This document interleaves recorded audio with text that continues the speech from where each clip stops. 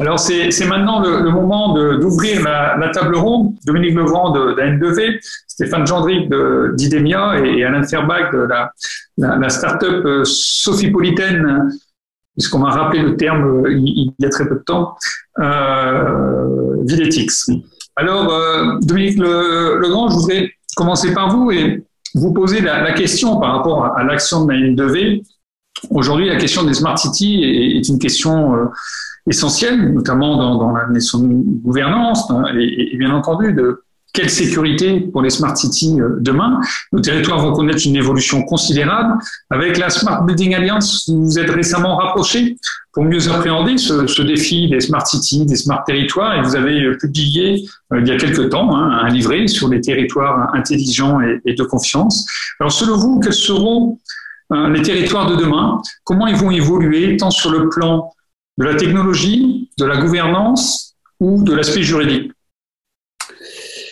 Merci, Monsieur Perrault, pour cette question. Donc, pour faire court, au sein de l'N2V, en ce moment même, on constate deux évolutions lourdes qui, justement, vont marquer les esprits sur les 10 prochaines années, en quelque sorte.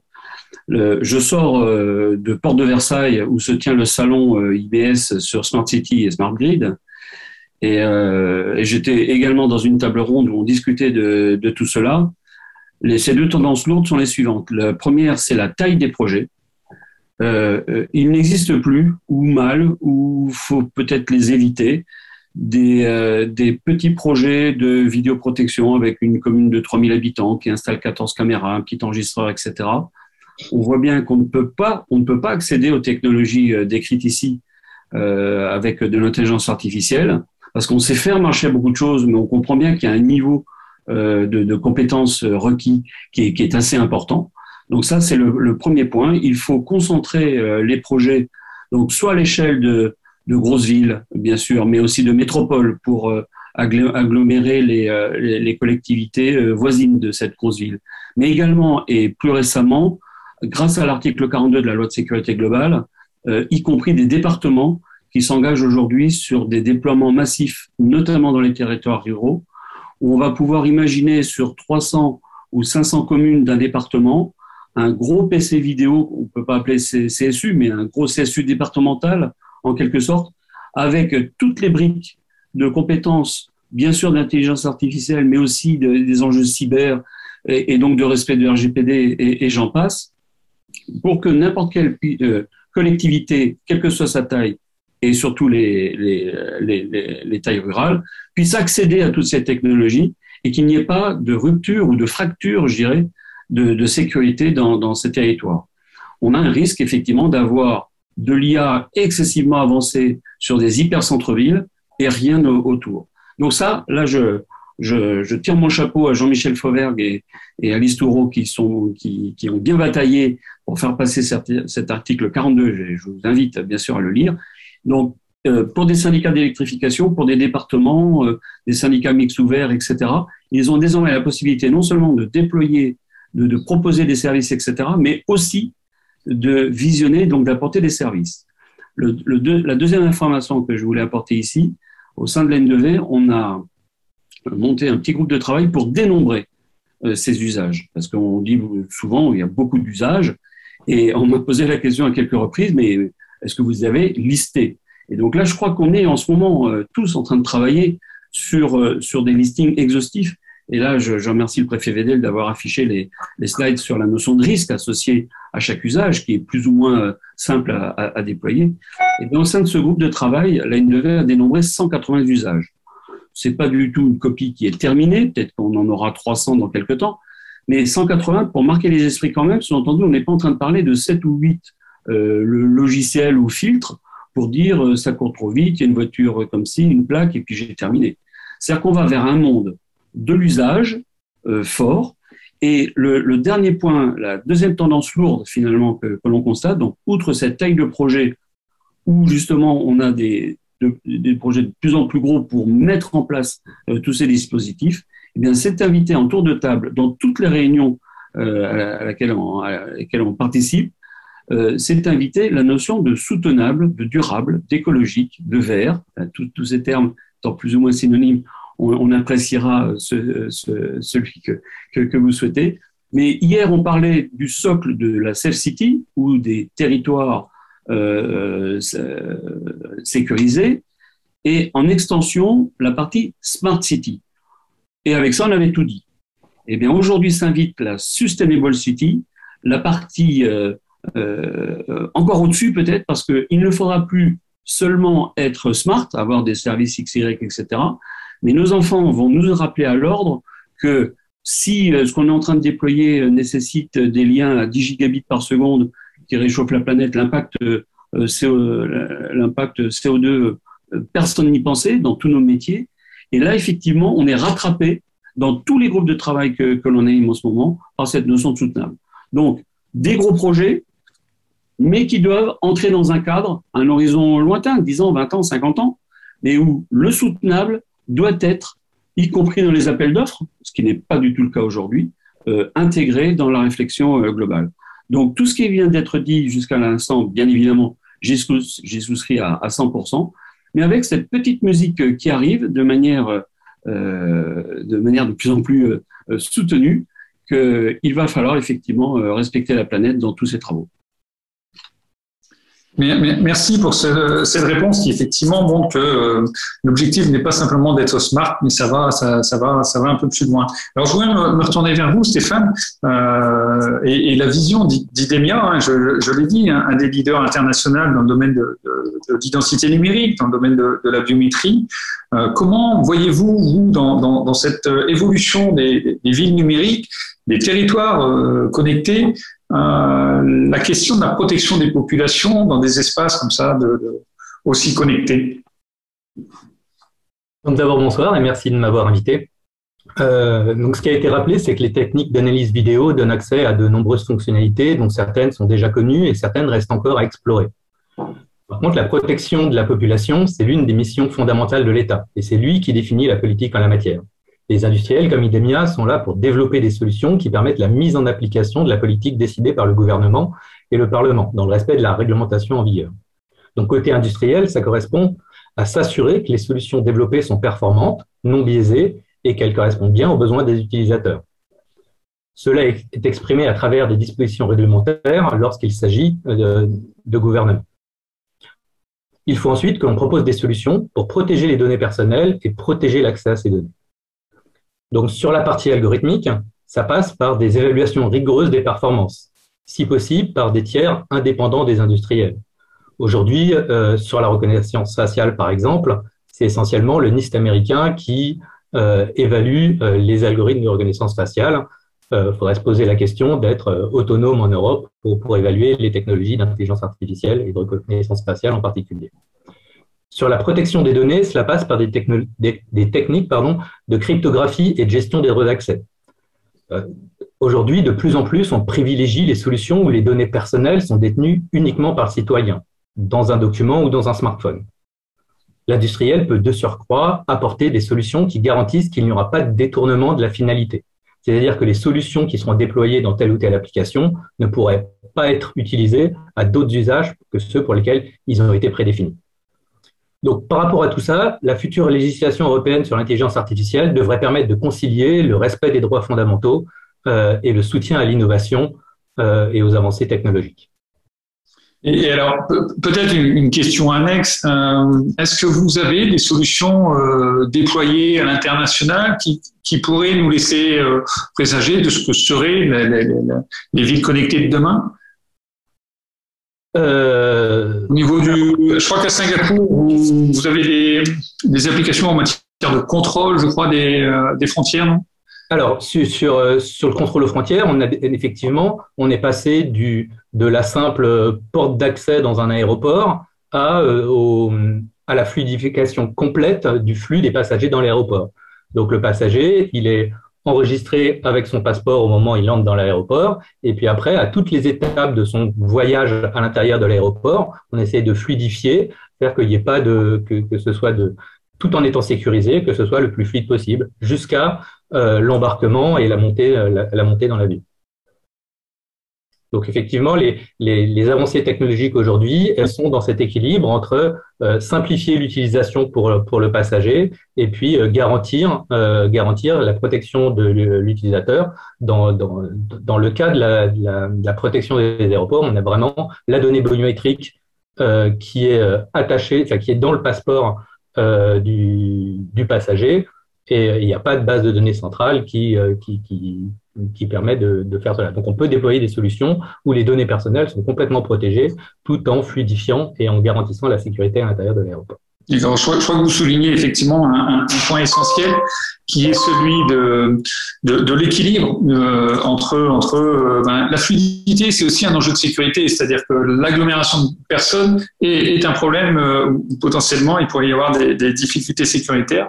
Donc je crois qu'effectivement il y a ce point d'équilibre à trouver et ce sera peut-être une des questions pour les territoires de demain. Alors Alan, au sein de la société Videtix, vous avez bien entendu une très forte activité autour de ce qu'on appelle la vidéo intelligente. Alors est-ce que vous pouvez nous dire ce qu'est cette vidéo intelligente, parce que j'ai l'impression que le terme intelligent on l'emploie un peu dans tous les sens. Est-ce que cette vidéo décide à la place de l'humain et qu'est-ce qu'elle cache? Bonjour à tous, merci pour l'invitation. C'est vrai que je rejoins totalement les propos du préfet Vedel. C'est vrai que le but, c'est de mettre l'humain au centre. Et nous, notre volonté, notre vision, c'est d'utiliser l'intelligence artificielle pour vraiment filtrer les éléments qu'on va avoir. Il faut avoir en tête en fait que dans les centres de supervision urbain, on peut prendre un cas d'usage qu'on connaît tous bien, par exemple la métropole de Nice. Il y a plus de 3300 caméras qui sont en disposition. Il y a également, si on récupère en fait tous les flux provenant des transports, des trams, etc., ça fait 3800 caméras. Et il y a seulement 10 opérateurs en simultané qui visualisent ces flux. On voit bien que cette tâche-là n'est pas faite justement pour les humains. Et donc notre volonté, c'est d'utiliser l'intelligence artificielle pour filtrer ces événements, créer des scénarios, être alerté au bon moment, et par contre garder le côté action, l'intelligence humaine, pour vraiment interagir et prendre la décision, est-ce qu'on y va ou pas. Et c'est vraiment notre vision, c'est d'aider les opérateurs de la sécurité. Mais après, c'est vrai que ça prend le cadre, les travaux qui ont été faits au niveau de la SBA, de la Smart City, c'est vraiment très large. On parle de sécurité, mais il y a toute la notion de mobilité. On vient vraiment comprendre les déplacements des piétons, des véhicules, et on va pouvoir désengorger les villes et réduire leur pollution. Et là, c'est lié à la santé, à la sécurité, en quelque sorte également. Donc, il y a un panel vraiment extrêmement intéressant d'usage de l'IA, comme a été rappelé aussi par Dominique. Il y a plus de 180 usages qu'on a pu établir et je pense qu'il y en a d'autres qui vont arriver. Mais oui, notre vision, c'est d'utiliser l'IA au service justement de l'homme. Et vous qui êtes une start-up, donc qui basez votre raison d'être sur l'innovation, comment vous percevez le projet de régulation européenne qui veut justement soutenir cette régulation dans un cadre de confiance, mais on voit quand même qu'il y a certaines limites qui sont posées aussi par le cadre qui, pour certains, pourraient freiner cette innovation. Comment la percevez-vous, notamment, et à l'échelle de la Coupe du monde de rugby qui arrive dans un an et des Jeux olympiques qui arrivent dans 2 ans? On la voit plutôt d'un bon œil. On a justement la chance d'avoir le RGPD en France et de pas. Le but c'est pas justement et c'est clairement pas d'aller sur le modèle chinois. Donc c'est bien d'avoir ce cadre-là. Il faut juste s'assurer qu'il n'y ait pas de lourdeur administrative, mais tout ce qui va être fait de justement travailler sur la certification d'une IA pour tout ce qui est à risque. Et c'est vrai que nous c'est clairement notre objectif de pouvoir sécuriser la Coupe du monde de rugby 2023 ou les JO 2024. C'est bien de pouvoir passer justement par un dispositif et s'assurer que by design, on est justement compliant avec la RGPD, avec tout ce qui est réglementaire. Merci beaucoup, Alan. Alors, je reviens vers vous, Stéphane, sur un peu la même question au niveau, parce que entre la start-up et le groupe international, il y a une dimension d'échelle assez différente. Comment vous percevez, vous, ce projet de réglementation chez IDEMIA? De la même façon, à IDEMIA, nous abordons l'arrivée d'une réglementation de manière très favorable, d'autant plus qu'elle se situe à l'échelle européenne. On espère qu'une réglementation européenne permettra à tous les États membres de se doter des mêmes règles, ce qui sera une excellente chose pour les industriels et pour les utilisateurs qui verront les mêmes solutions se déployer partout en Europe. Et est-ce qu'on ne peut pas craindre une différenciation justement entre l'Europe et le reste du monde? Clairement, les règles qu'on est en train de mettre en place sont plus protectives du citoyen, donc il y aura effectivement des différences. Mais de toute façon, au niveau des usages et des applications qui sont déployées par IDEMIA, la plupart se conforment aux réglementations et voilà. Donc je ne crois pas qu'il y aura une grosse différence, à part quelques pays qui ne suivent pas du tout ce genre de réglementation. Mais aujourd'hui, sans réglementation, les débats et les critiques commencent à se focaliser sur la technologie, alors que le vrai sujet, et on en a parlé largement, ça se situe au niveau des usages. Le projet actuel qui lie le niveau de risque au niveau du citoyen avec le niveau de contrôle de la technologie, ça va permettre à nos clients qui utilisent, qui ont des applications de l'IA qui sont plutôt figées à low risque, de pouvoir les utiliser de manière transparente et sereine. Il y a un grand nombre d'applications existantes qui sont considérées comme à faible risque pour les citoyens et qui pourront continuer à être déployées. Citons par exemple le contrôle d'accès biométrique, la fluidification du flux des passagers dont on a parlé précédemment, ou alors le paiement biométrique. Toutes ces applications peuvent continuer à utiliser de l'IA de manière très, très naturelle. Oui, je vous en prie, continuez. Par contre, même si c'est un marché réduit en Europe, le projet de loi complique le déploiement des solutions de vidéoprotection et en particulier de reconnaissance faciale dans l'espace public, car elles sont globalement interdites à quelques exceptions près. Dans tous les cas, une autorisation spécifique devrait être donnée par une autorité judiciaire pour le déploiement du système, avec des limitations sur la durée et sur la zone de déploiement. Et ce qu'on peut aussi peut-être espérer, c'est que l'Europe est à l'initiative, donc l'Europe sera peut-être leader, et on peut effectivement espérer que d'autres continents, d'autres pays suivent effectivement ce mouvement, un peu comme ce fut le cas pour le RGPD, et qu'on arrive effectivement à une régulation beaucoup plus internationale encore. Je crois que c'est aussi tout le sens de ce projet de réglementation à l'échelle européenne. Alors, je reviens vers vous, Dominique, sur la problématique de ces territoires de demain, de l'utilisation de l'intelligence artificielle dans ces territoires, parce que vous qui rassemblez des industriels, des collectivités territoriales, des services étatiques au sein de votre association, quelle est votre vision du continuum de sécurité, et celui-ci est-il appelé à évoluer justement avec ces nouveaux outils d'intelligence artificielle, avec cette disponibilité de la donnée qui aujourd'hui est différente de ce qu'elle était il y a quelques années? Alors absolument, le continuum de sécurité, ce terme finalement est assez récent. Il part du rapport parlementaire de Jean-Michel Fauvergue et d'Alice Toureau, donc une poignée d'années en résumé. Et c'est une véritable révolution à moyen et long terme. Tout simplement parce que, donc là, quitte à décevoir peut-être la maison de l'intelligence artificielle, je trouve que technologiquement parlant, on est déjà très très avancé, on a une très bonne note, on sait faire beaucoup de choses. Par contre, au niveau organisationnel, pour casser des silos organisationnels entre gendarmerie, police nationale, police municipale, force de sécurité privée, au sein d'une collectivité, entre tous les services, espaces verts, police municipale, mais aussi les autres services de la ville. Et là où aujourd'hui, il va y avoir un travail colossal où nous n'avons pas une bonne note, à l'opposé de l'IA qui existe, le continuum de sécurité impose justement de mettre à l'horizontale toutes ces structures, tous ces silos, tous ces budgets, toutes ces organisations, pour que l'information ne soit pas perdue dès lors qu'elle sort du silo. On a l'information avec de l'intelligence artificielle d'une RIX dans un tramway, mais si ça ne sort pas du tramway, je dis souvent, le délinquant repart avec un permis à 12 points, dans la rue, dans l'espace public. Puis dès lors qu'il rentrera dans le parking Vinci, privé, il repartira alors qu'il a déjà cassé trois éléments dans l'espace public. Enfin, en résumé, à chaque fois qu'il y a un stylo, le garçon repart avec son plein de points. Donc ça, c'est une véritable révolution structurelle. Et là, c'est hors technologie. Et ça, c'est un travail, un chantier absolument énorme. Et ça a été rappelé plusieurs fois, je termine avec ça. Bien sûr qu'il faut remettre l'homme au centre de la décision.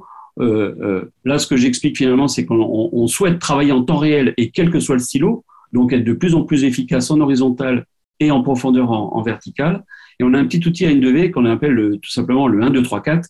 1, je détecte une anomalie. 2, je la transmets au bon endroit ou aux plusieurs endroits. 3, je la comprends, je l'interprète. Et 4, j'interviens avec les bonnes personnes.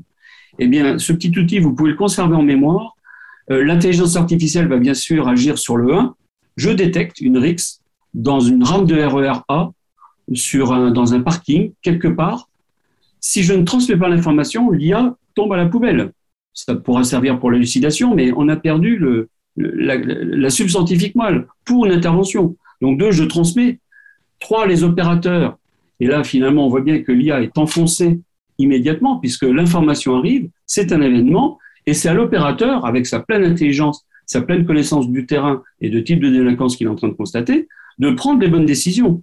C'est peut-être la police, c'est peut-être la sécurité civile, c'est peut-être le gaz qu'il faut envoyer, enfin, etc., en fonction de ce qu'il constate.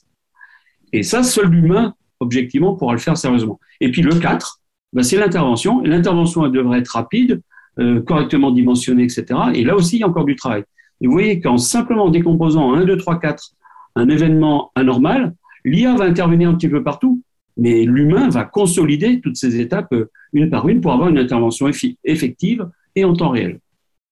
Mais je vous remercie. Alors, effectivement, en continuum de sécurité, mais surtout continuité de la décision humaine et puis de l'intervention humaine avec l'intelligence artificielle qui assiste l'humain. Je crois que c'est un élément fondamental qui transparaît à travers vos interventions. Et quand on parle de continuum de sécurité, je voudrais préciser le continuum de régulation, puisque je vois dans le chat le préfet Renaud Vedel qui a précisé que l'Europe n'est plus seule, car les États-Unis ont annoncé le lancement d'un cycle de régulation la semaine dernière. Donc je crois qu'effectivement, l'Europe a été leader sur le domaine et on voit que les États-Unis suivent. J'ai même entendu parler de la Chine il y a quelques temps, mais bon là, il faut aussi peut-être revoir de plus près ce qu'il y a dans le texte. Alors je me tourne maintenant vers Stéphane. Parce qu'effectivement, on a beaucoup parlé de technologie, on a parlé de science, mais je crois que la notion éthique est forcément un corollaire à toute cette innovation, à toute cette technologie. Alors vous qui avez des clients dans le monde entier, est-il, selon vous, possible de développer un usage éthique et responsable des technologies biométriques qui exploitent l'intelligence artificielle, ou cela relève-t-il de l'utopie ? Alors, je voudrais d'abord rappeler que la biométrie rend service à des milliards de personnes à travers le monde. Par exemple, la mise en place d'une identité numérique en Inde a amélioré la vie de centaines de millions de personnes qui n'avaient pas d'identité fiable et qui ont désormais accès à de nombreux droits. En France, en Europe et avec nos clients partout dans le monde, assurer un usage éthique de la biométrie, ce n'est pas du tout une utopie, car l'encadrement de l'utilisation de ces technologies est déjà très fort, avec le RGPD d'un côté et la directive police-justice de l'autre côté. Donc, le projet de réglementation IA viendra compléter ces deux textes et les mettra à jour vis-à-vis des évolutions de la technologie. Un autre point, c'est que la technologie en général et les techniques de cryptographie en particulier continuent de progresser. Ceci permet, par exemple, désormais d'interroger une base de données biométrique pour savoir si une personne particulière s'y trouve, sans pouvoir accéder à la liste des personnes qui se trouvent dans cette base. Et ceci peut être fait dès la conception du système. C'est-à-dire que l'on peut faire en sorte que personne ne puisse extraire les données personnelles qui sont dans cette base. Ni IDEMIA, ni notre client, que ce soit la police, une compagnie aérienne ou un laboratoire médical, ni non plus un État ou un hacker qui viendrait faire main basse plus tard sur cette base de données. Donc, suivant les cas, ces sujets sur la cryptographie sont à l'état de recherche ou en phase de mise au point.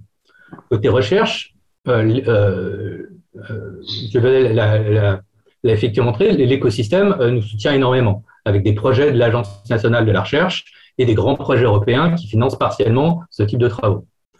Mais pour déployer ces technologies, il faudra d'une part des précurseurs côté utilisateur, afin de mûrir ces technologies dans des projets pilotes, et d'autre part, il ne faudrait pas que la réglementation bride l'expérimentation de solutions, car c'est forcément en expérimentant à l'échelle réelle qu'on pourra faire la démonstration de la maturité et de la pertinence de ces technologies. Oui, effectivement, et je crois qu'à l'étude, et dans le domaine de la recherche, il y a des appels justement de Horizon Europe sur ces notions d'éthique, de tester un certain nombre de choses. Et le projet de réglementation envisage aussi cette notion de bac à sable et d'expérimentation qui est, à mon sens, effectivement indispensable pour travailler sur ces sujets. Alors, Alan, vous, au sein de votre société Videtix, selon vous, est-ce qu'il existe des moyens, comme on dit, by design, donc par la conception, de prévenir les dérives qui pourraient survenir en matière d'atteinte aux données à caractère personnel, peut-être aussi en matière de dérives par rapport à des biais, ou est-ce que vous considérez que cela relève de l'utilisateur final? Pour nous, c'est clairement à nous de poser en fait déjà un cadre. Par défaut, on a créé de toute façon la société après le RGPD, on a été créé en mars 2019. Donc du coup, on avait toutes ces notions-là en tête et on a créé en fait des gestionnaires d'utilisateurs pour que quand on vient se loguer sur notre application, on ait vraiment accès seulement aux données dont on est habilité. Au sein en fait des forces de l'ordre, il y a certaines polices qui ont accès seulement en temps réel, il y en a d'autres qui ont accès a posteriori. Donc, c'est important pour nous de pouvoir cadrer les choses et d'être obligé de se loguer sur nos systèmes et de limiter aussi l'usage qu'on en fait. Nous, on parle souvent de détection d'objets, donc détection de personnes, de véhicules. On va pas justement, on n'a pas de reconnaissance faciale dans nos systèmes, très clairement. Et donc, on va pas justement proposer ça et pour vraiment valider et être sûr qu'il n'y aura pas de dérive. C'est aussi à nous justement de cadrer ce qu'on peut faire avec notre logiciel. Et je pense aussi à parfois des solutions de floutage qui peuvent exister aussi pour éviter de voir des personnes sur les vidéos. Et alors, Dominique Legrand, je voudrais revenir sur un aspect cybersécurité, parce qu'on est quand même en ce mois d'octobre, dans le mois de la cybersécurité. J'aimerais vous entendre sur les comportements à adopter face aux cybermenaces qui ne manqueront pas de se développer. Et quand j'emploie le futur, je devrais employer le présent dans les environnements très numérisés d'aujourd'hui comme de demain. Alors, les enjeux cyber risquent d'être le grain de sable à l'ensemble finalement de notre joie aujourd'hui à partager des grands projets transversaux, continuum, etc. Je pense intimement que le risque cyber est en train de s'accroître et le plus on connecte en transversal et le plus un effet domino catastrophique pourrait voir le jour. Hier, tant qu'on était en silo, on cassait le silo et le reste continuait de travailler. Donc en fait, la problématique, ça, pour moi, c'est une étude très sérieuse effectivement de chaque impact potentiel plus ou moins violente d'une attaque cyber. Donc, sous-entendu de la résilience, justement, sur défauts petits, moyens, gros de ce type d'attaque. Et donc, ces fameux plans B ou PRA ou etc. doivent être imaginés dès le départ, doivent être régulièrement entraînés comme les pompiers déroulent les tuyaux le samedi matin. Je pense qu'il faut de temps à autre imaginer qu'on n'a plus de système d'information et comment est-ce que l'entreprise ou la collectivité ou l'hôpital doit continuer à travailler. Et je pense que c'est le début, en fait, sur tous ces sujets. Et il faut réellement l'intégrer parce que c'est l'obstacle majeur, c'est le frein majeur à l'envie de tout interconnecter pour rendre tout automatique et qu'une bonne information soit partagée, diffusée un peu partout. Si c'est un ransomware, ça devient vite une catastrophe. Et donc, ça pourrait casser cette envie de gros projets transversaux. Donc, un risque majeur. Moi, je crois que tout le monde l'a bien compris. J'enfonce une porte ouverte, y compris le contrat stratégique de filière des industries de sécurité s'est mobilisé sur un projet structurant en la matière. Au sein de Territoires de confiance, on a le groupe de travail numéro 3 et 4 qui travaille sur la mise en place de CERT et de SOC, justement sur les bonnes pratiques. Et si d'aventure, il y a déjà une contamination qui est avancée, quel réflexe, que faut-il faire, qui intervient? L'ANSSI ne pourra pas être partout, donc il va y avoir des services qui devront être mis en place. Bon, tout ça, c'est devant, mais c'est du présent progressif puisqu'on a presque tous les jours, on a eu quelque chose à raconter dans la presse sur des attaques plus ou moins virulentes. Et étant donné qu'à 5 ans, 10 ans, 20 ans, on aura de plus en plus de continuum de sécurité, mais aussi d'autres usages jusqu'au durable, c'est du pain béni pour les hackers. Alors, effectivement, et la gendarmerie s'est saisie aussi de ce problème. Elle a tout récemment créé le COM Cybergendre. Alors, non pas qu'elle était démunie dans le domaine de la lutte contre la cybercriminalité, mais elle a souhaité justement avoir cette vision beaucoup plus large qui va de la prévention des attaques dans le domaine cyber, des préventions. Le préfet Vedel a bien expliqué différentes typologies d'attaques dans le monde cyber, mais aussi sur la gestion de crise à chaud, parce que ce sera, comme vous l'avez souligné, un enjeu majeur. Alors, merci beaucoup à tous les trois et à tous les cinq pour à la fois cette table ronde et les interventions préalables, pour les différents points de vue qui ont pu être exprimés. Et je propose maintenant à ce que la salle, alors quand je dis la salle présentielle ou distancielle, pose quelques questions, que ce soit aux intervenants de la table ronde ou à nos deux keynote speakers, le préfet Renaud Vedel ou Charles Bouveron, directeur du 3IA Côte d'Azur. Merci, colonel. Je reprends la parole. Et je voudrais aussi rappeler que la start-up Videtix est basée ici, dans la maison de l'intelligence artificielle. On ne l'avait pas mentionné. Et voilà. Et soutenu par le 3IA Côte d'Azur. On a un environnement, un écosystème formidable, monsieur le préfet. Peut-être qu'on a encore quelques minutes pour 2 ou 3 questions qui pourraient venir ici de la salle ou d'autres intervenants. À qui la parole? Voilà. Alors moi, Christian Pécré, je suis tout à fait béotien sur le sujet. Je voulais simplement poser une question. Justement, parler des cyberattaques contre les entreprises et les crypto-monnaies par rapport à ça. Comment est-ce qu'on peut se protéger? Comment les entreprises peuvent-elles se protéger de ces cyberattaques avec des demandes de rançon de plus en plus élevées, et comment l'intelligence artificielle peut arriver à détourner ou déjouer peut-être ces cyberattaques? Bon, avant tout... Ah, Dominique Legrand, à vous. La meilleure méthode pour ne pas avoir de problème avec les ransomware, c'est bien évidemment la première règle, c'est de ne jamais payer. Je le rappelle ici. Ça sert à rien de payer d'une manière générale. D'ailleurs, on récupère rien. Enfin voilà. Avoir la certitude de ne pas payer quoi qu'il arrive, ça veut dire que justement, on est prêt à redémarrer de zéro en claquant du doigt. Je mets des guillemets. J'ai pas le temps de rentrer dans la technique et la manière de faire, mais les sauvegardes, l'art et la manière de sauvegarder à plusieurs endroits, sur plusieurs supports, dans plusieurs lieux. Donc, ces données vitales. Travailler sans ordinateur, je pense bien sûr à l'hôpital, en salle d'opération, un écran noir.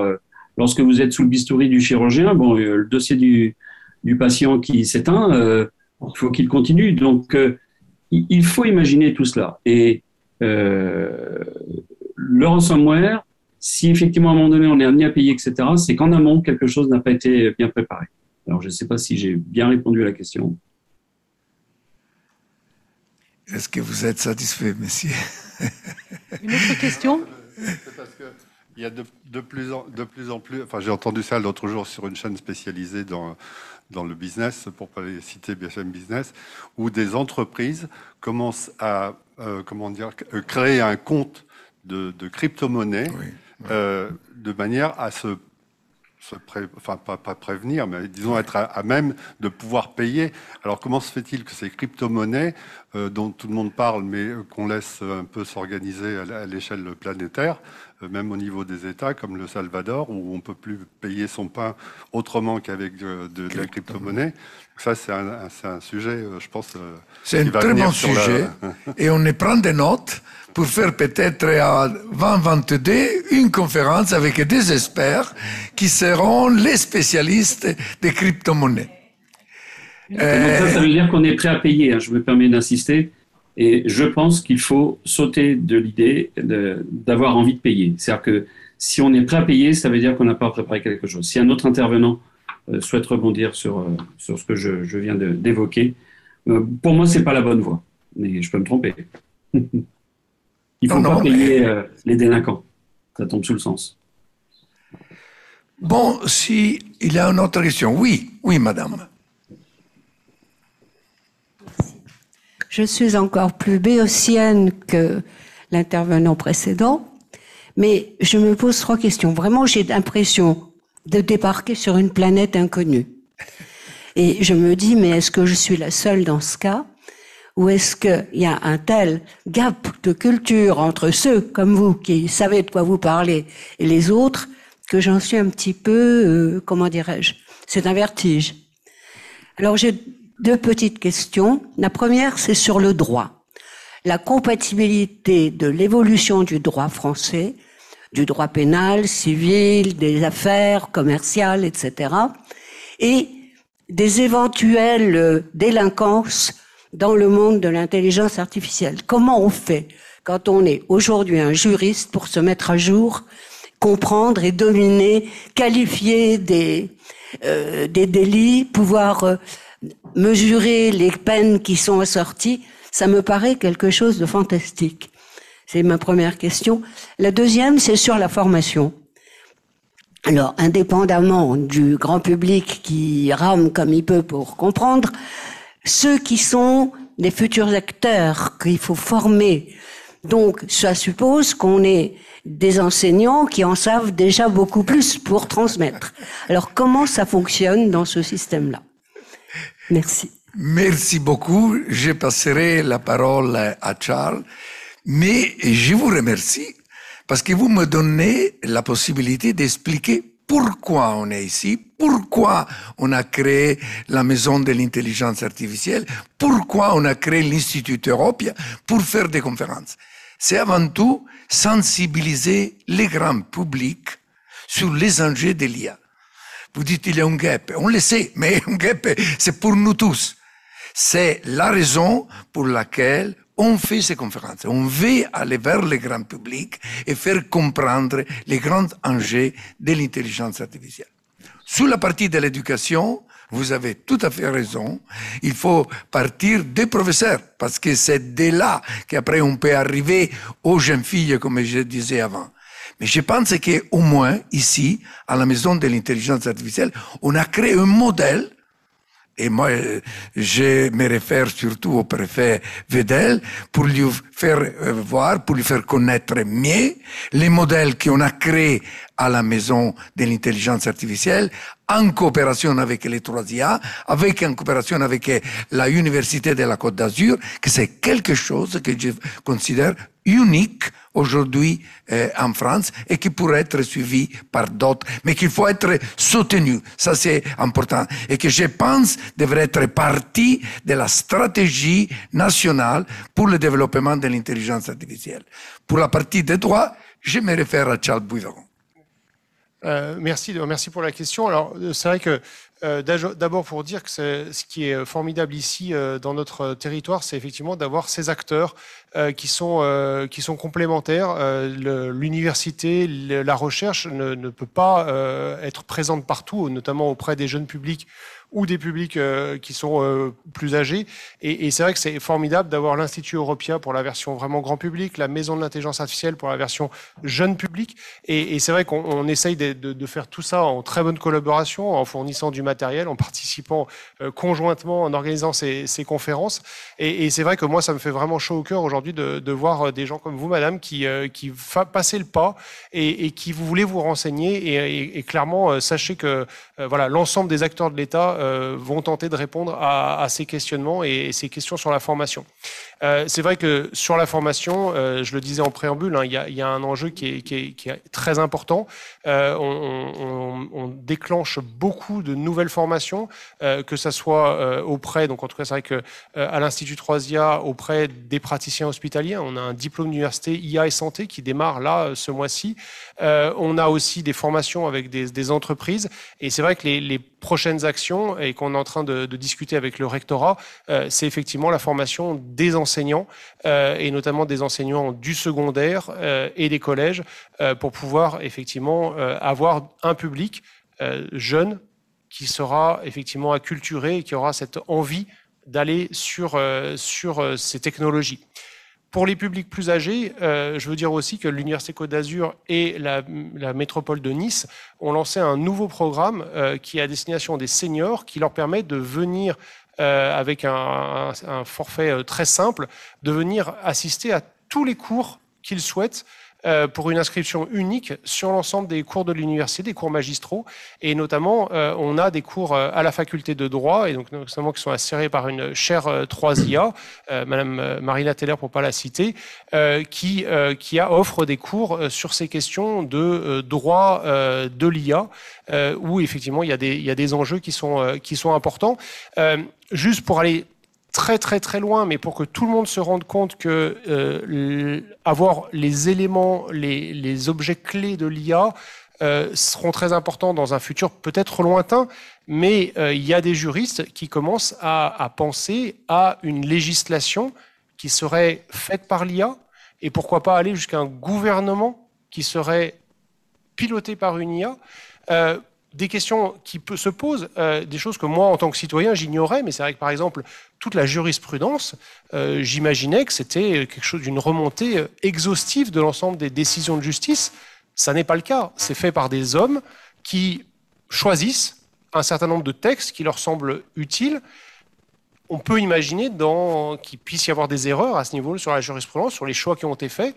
Il y a des expérimentations aujourd'hui qui sont en cours sur des jurisprudences qui seraient créées automatiquement par des IA qui n'auraient pas été alimentées par un biais. Et notamment, c'est vrai que je vous parlais des IA qui sont auto-supervisées.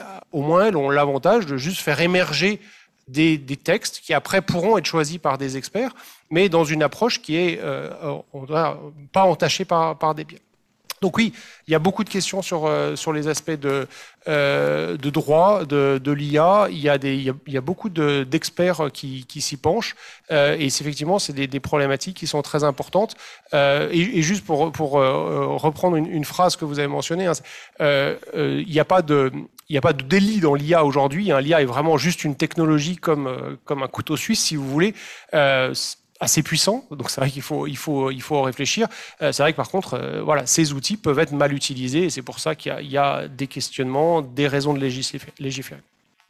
Et si je peux me permettre d'intervenir, Marco et Charles, oui. Très pratique, à la fois sur les deux aspects de la question.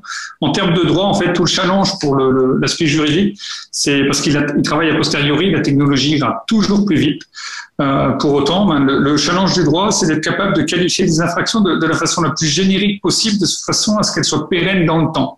Donc c'est un vrai challenge, mais ça nécessite aussi que le droit s'adapte, évolue, parce que une des difficultés, c'est ce qui n'est pas dans le droit n'est pas une infraction. Donc tout ce qui n'est pas écrit dans un code pénal n'est pas une infraction. Donc ça peut interroger. C'est un vrai travail aujourd'hui qu'on a en matière de juriste. Et sur l'aspect formation, je voudrais donner l'exemple de ce qu'on fait en gendarmerie de façon très concrète. On a 87% de nos gendarmes qui ont passé un MOOC d'introduction à l'intelligence artificielle. L'objectif, c'est pas de faire des docteurs en IA de tous les gendarmes. N'allez pas leur poser des questions si vous les croisez sur le bord de la route en intelligence artificielle, mais toujours est-il qu'ils se sont acculturés à l'IA. Donc il y a cette volonté. Et tous les 2 mois, on publie une lettre d'une dizaine de pages sur des applications d'intelligence artificielle vulgarisées qu'on appelle Culture IA, cette ambition d'acculturation.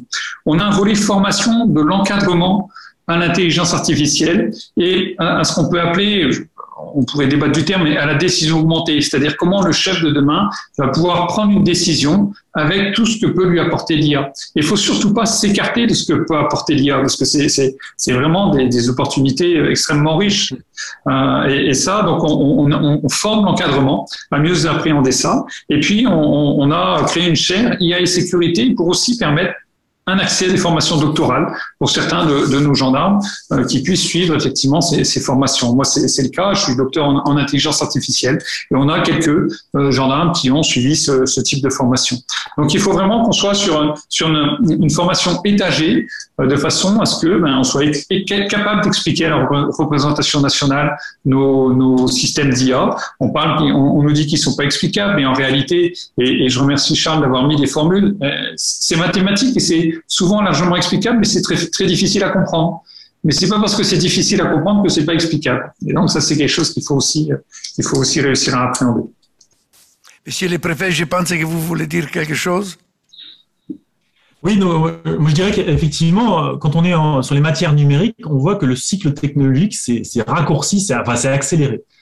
Et on voit que dans les matières numériques, il y a ce qu'on appelle la prime au premier entrant sur le marché, il y a l'effet de réseau. Et donc, il faut être, si on veut être dans la bataille technologique mondiale, beaucoup plus rapide.